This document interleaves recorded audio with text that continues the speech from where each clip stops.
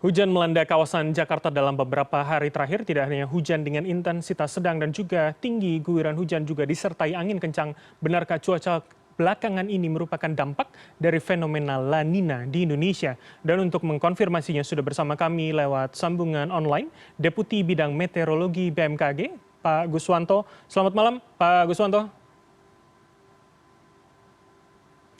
Baik, sepertinya Selamat masih. malam, Bung Bram. Baik, terima kasih sudah berkenan bergabung di sore hari ini. Jadi langsung saja, apakah kemudian memang ini dampak dari La Nina begitu Pak? Paling tidak seminggu terakhir begitu ya, untuk kawasan Jabodetabek cukup berubah drastis cuacanya. Baik, kalau kita lihat dari indeks ENSO-nya itu baru minus 0,33 ya, artinya masih posisi di netral.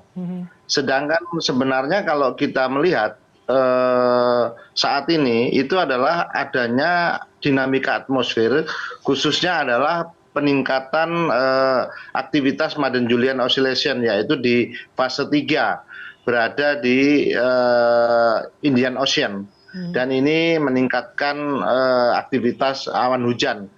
Dan di samping itu ada kontribusi juga dari Equatorial Rossby Wave ataupun juga Kelvin Wave. Sedangkan kalau kita melihat juga ada beberapa perlambatan kecepatan angin yang bisa memunculkan perkumpulan awan-awan hujan di wilayah Laut Jawa hingga Lampung, Jawa Tengah hingga Jawa Timur. Kira-kira itu, Bung Bram. Baik, jadi artinya dengan beberapa pola yang Anda katakan, pengumpulan awan hujan tadi, artinya ini memang waktu yang biasanya begitu pada pertengahan tahun, pada bulan Juli, atau memang ini menjadi anomali dibandingkan tahun-tahun sebelumnya begitu, Pak Guswanto? Tidak. Jadi kalau kita melihat ya, misalkan di samping kita memiliki musim hujan, musim kemarau, kita memiliki dinamika atmosfer. Dinamika atmosfer ini yang Madden-Julian Oscillation, kemudian Equatorial Rossby Wave, dan gelombang Kelvin. Nah, apabila tiga hal ini juga menimpa di Indonesia atau aktif di wilayah Indonesia, tentunya itu akan menambah ataupun meningkatkan aktivitas awan-awan konvektif. Jadi ini hanya anomali beberapa saat saja. Kalau kita lihat seperti Madden-Julian Oscillation itu biasanya antara 10 sampai 30 hari. Kalau kita lihat juga di Kelvin itu biasanya ada juga hanya 7 hari.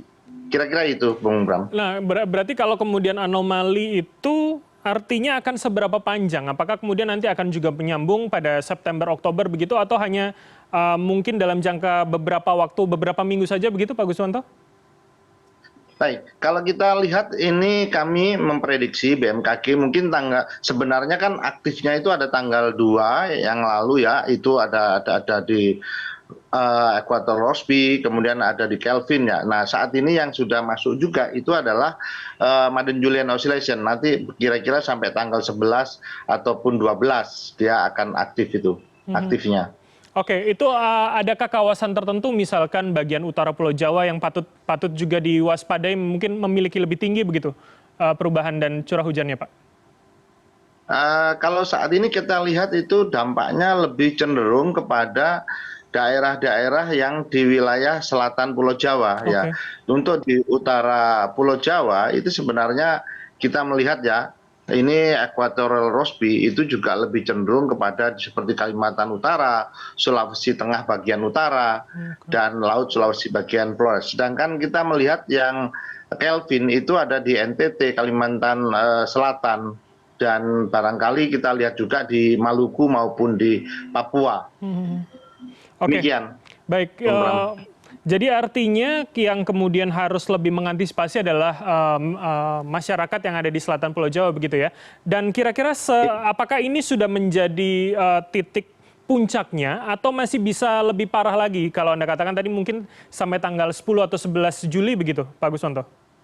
Ya, kalau kami melihat dampaknya ini akan menurun di tanggal 11 ataupun tanggal 12 mulai terjadi penurunan ya. Seperti yang Madden-Julian Oscillation sudah bergeser ke arah timur, sedangkan aktivitas daripada Equatorial Rossby juga sudah mulai menurun.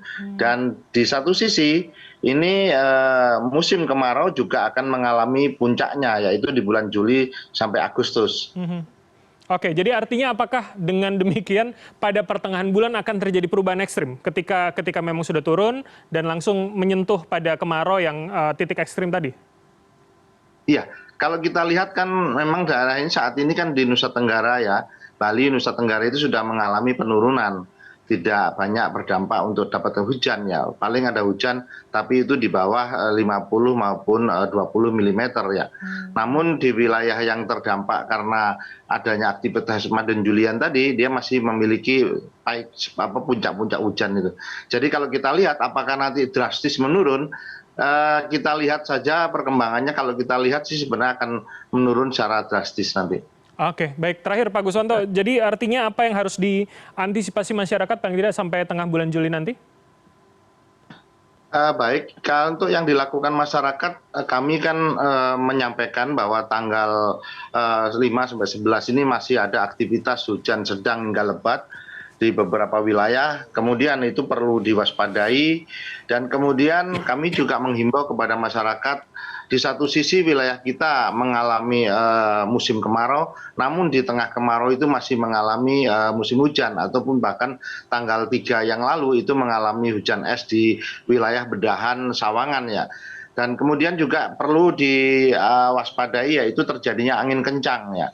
Ini kan juga periode musim akhir musim pancaroba dari hujan menuju ke kemarau. Nah, ini yang perlu kita lakukan. Dan saya berpesan kepada masyarakat agar tetap waspada dan mitigasi yang sesungguhnya adalah mengenali lingkungan di sekitarnya, tempat tinggal sekitarnya, sehingga apabila terjadi hujan dengan durasi yang singkat dan cepat, itu kita bisa melakukan. Dan yang terakhir, tetap mengupdate informasi perakiraan cuaca dari BMKG, baik itu call center 196, website ataupun media sosial ataupun di telepon Android info BMKG. Baik, oke. Demikian.